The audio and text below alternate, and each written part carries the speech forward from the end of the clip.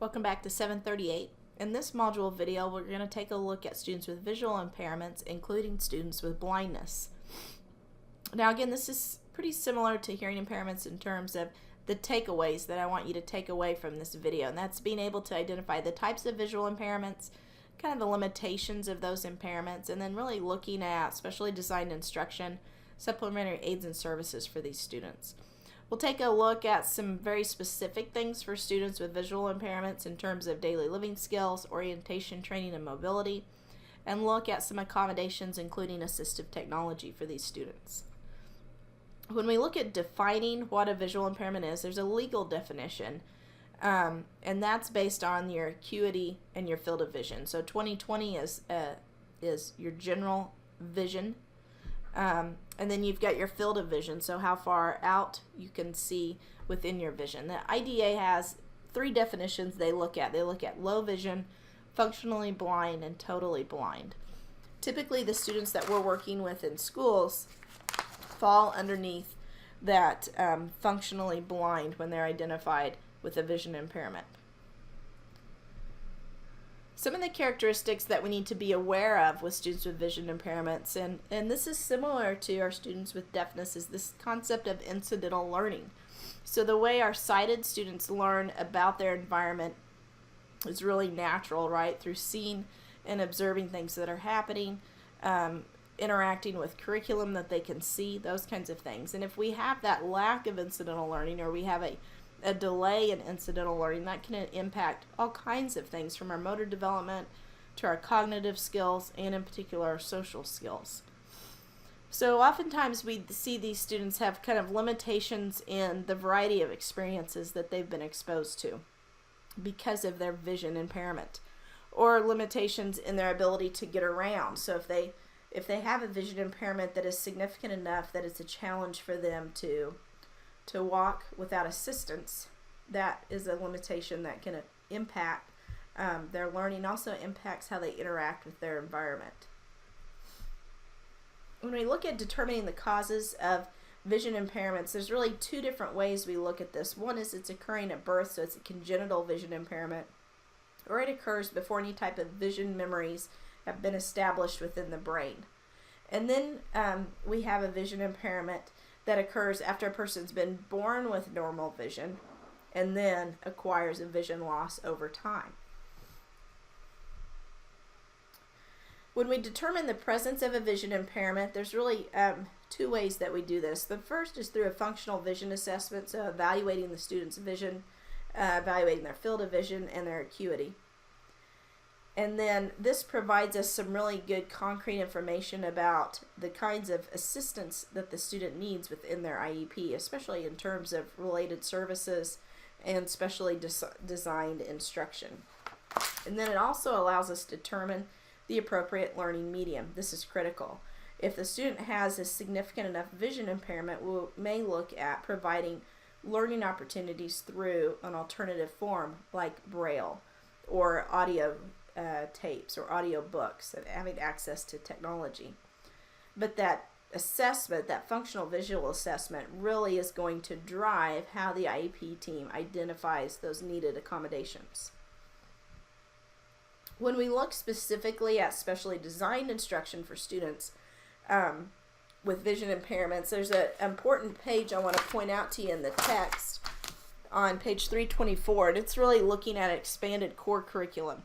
So looking at really teaching some things to the student in a specific way related to, for example, social skills and interaction skills. Being able to also have some orientation and mobility skills built in to the curriculum for the student is really critical. Orientation and mobility would refer to things like being able to travel around the school or the community environment, having a development of an understanding of their body image, really understanding of physical space and environment. A student that I used to work with who was in 6th grade that had a vision impairment, he worked with an orientation and mobility specialist on a weekly basis, and they even did things like go to the grocery store and learning how to navigate the grocery store, or walking on the sidewalk around the school building, being able to develop those skills for understanding when a car was coming and being safe to cross the street, those kinds of things. And then the other piece of that is assistive technology. So really, if a student's learning Braille, having tools built into place for them to learn to type in Braille, to have those Braille assistive technology devices available, to be learning to read Braille within the textbooks, those kinds of things are important as part of that expanded core curriculum. The other thing that we look at is just age appropriateness of tasks. So, looking at that incidental learning, especially related to social skills and helping students with vision impairments learn those critical social skills that they may be missing because of those incidental learning factors. When we look at planning out the IEP team and things that we need to think about in terms of working with the related services, one of the important folks to keep in mind is an orientation and mobility specialist. If your district doesn't have one of those, reaching out to the Kansas Department of Ed for some assistance in that area for curriculum ideas related specifically to orientation and mobility. Looking at ways to get the student assistive technology built into the IEP and having supports within the IEP for that assistive technology. We'll take a look at here in a few minutes on some AT that students with vision impairments use, and I'll talk about some experiences I've had working with students with vision impairments. But the big thing here about the planning in the IEP is really making sure that we're partnering with related services to really make sure that that general ed curriculum is connecting and providing a successful opportunity for the student. When we look at specialized instruction here, we may look at, in terms of reading instruction, teaching the student Braille. They learn Braille and they learn Braille contractions. That's another set of skills within reading Braille that's really important. And it's important for these students to consider those second language learner issues. It may even be helpful to go to your English as a second language specialist within your district, and they may say, gosh, I don't work with students with vision impairments. But the important thing to know is the processes that they use to work with a second language learner can also be helpful for students with vision impairments. The process that they use to teach English and those kinds of things build off of those, because it's very similar for our students with vision impairments. And then again, just determining the appropriate location for those services to occur, looking at some non-academic priorities, maybe the student participating in some activities outside of the school day. Those are all important for students with vision impairments to consider when we look at partnering for special ed and related services.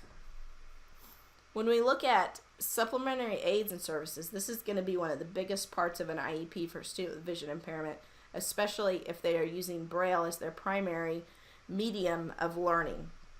And so we can provide adapted materials. There's some links in the resources for obtaining textbooks in Braille. The other thing that I used frequently with the student that I worked with is we had a Braille embosser, which is a Braille printer. You see a picture of one there. So we had a para who was able to convert worksheets, any material, paper material that we were using in the classroom, through that Braille embosser and produce it in Braille format.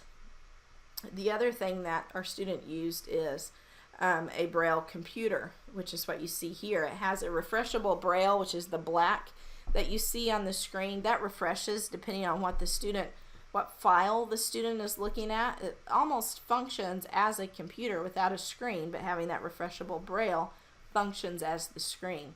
You can see it has 4 keys there on each side to type in Braille. You've got a space bar, and then you're able to go through different files with the arrows on either side of that refreshable Braille to access resources. The student can also produce work within this by typing out their work.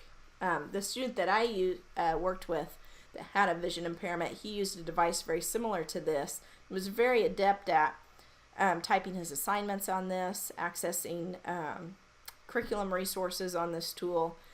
He was also very into technology, so he was really good at getting into the system files and making tweaks, and then we couldn't get it to work right. And so one of his IEP goals was actually working on tech support for his device. So he was involved in that process. He would call with us tech support on a speakerphone call, and they would help us walk through with him how to fix or make corrections to those files that he corrupted. So that was a good transition skill for him to be able to use that device in college and learn those skills to be able to problem solve when he had issues come up with that. So those are some pretty typical assistive technology devices we will see. Sometimes we'll see a district have maybe just one Braille embosser, maybe at the district office that you produce Braille materials for. You can also order textbooks in Braille. That was something we did every year for this student, and that was part of his IEP accommodations and modifications, was to provide that printed Braille material for him. And I included a link as well to some resources where you can find those textbooks. But also just planning for other educational needs. We talked about orientation and mobility, self-determination, so really developing in the student really good concepts of what their needs are and being able to express those needs and be able to really be independent in terms of vocalizing what kinds of supports worked for them. And then daily living skills, of course. So being able to navigate some daily living skills like dressing themselves, housekeeping, managing money, eating, going to the grocery store. All of those things are really critical to focus on with these students. Even at a younger age, it's important for us to incorporate daily living skills within the IEP. This is one of the group of students that is most significantly included in the regular education classroom the majority of the time. Typically, we're going to see our students with vision impairments in that general ed classroom most of the time. You'll see that 64%, as reported by the textbook, are in the regular ed class 80 to 100% of their time. 13% are in the regular ed class 40 to 79% of their time. So we see those students typically mainstreamed in the general ed classroom. That 11% that we may see in a separate setting, they may go to a school that's built for students with vision impairments. In Kansas City, they have CCVI. We also have the Kansas School for the Blind, where students are able to go to school, those with vision impairments, and then those who are identified with deaf blindness within the state of Kansas can attend the School for the Blind. When we look at measuring student progress, we just need to make sure we're having print materials transcribed into Braille. The other thing we can have access to is a large magnifier, whether that be on the computer or having a separate standalone magnifier that the student can access for work or for textbooks, those kinds of things. And then if a student's preparing their work in Braille, having a way to convert that into print for the classroom teacher, those kinds of things.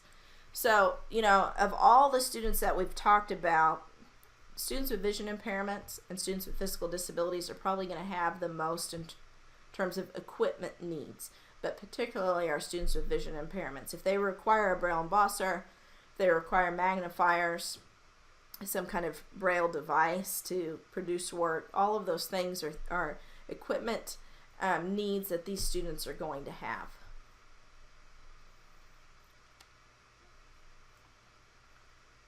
So again, when we're looking at visual impairments, evaluating additional education needs, I think it always is important to go back to that incidental learning and go back to that expanded core curriculum on page 324 and really look at and make sure that we're addressing all of those needs within the IEP, because those are needs separate that these students have and unique to students with vision impairments. Some accommodations that we can make for assessments: additional time is needed. On the state assessment, we can use Braille or a magnifier, providing them a quiet testing area. It's easy for them to get distracted by sound. We could also provide a scribe if that's helpful on the state assessment, and then just giving them frequent breaks